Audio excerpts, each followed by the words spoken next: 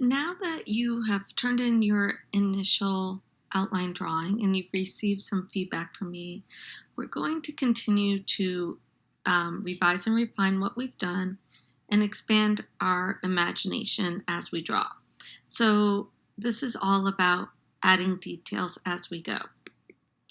So, even though you've probably already received feedback from me, you'll want to also check your work.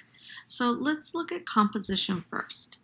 Ask yourself, have you created a dynamic composition with the boxes? So I asked you first to divide the page into the boxes.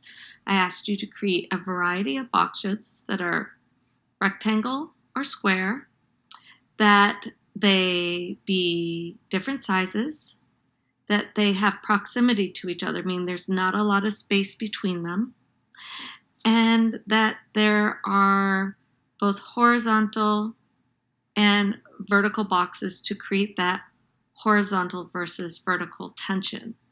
Again, let me remind you, there should not be a lot of empty space on the page. So you can see I have vertical directions, horizontal directions, and a variety of size to move the eye around the composition. Then we'll want to check, have you filled the boxes with a variety of potential characters? Are these characters different scales, meaning sizes and shapes?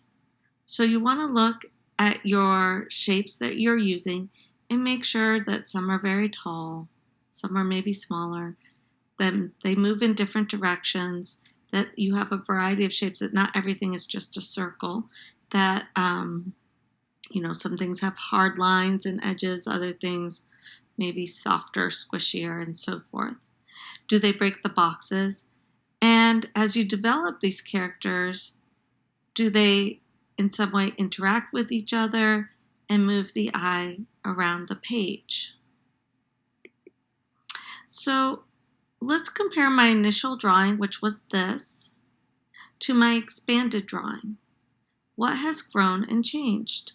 So obviously I've finished this side over here, turning these shapes into a character with a nose, a second head. You can see I kept the arms kind of the same shape, but then added clothing, gave them turtlenecks. I put an eye in here that's looking at this eye, so I was really focusing on how I can build interaction. Here the bird had a normal eye. Here it has a keyhole for an eye, which relates back to this idea of the bird cage.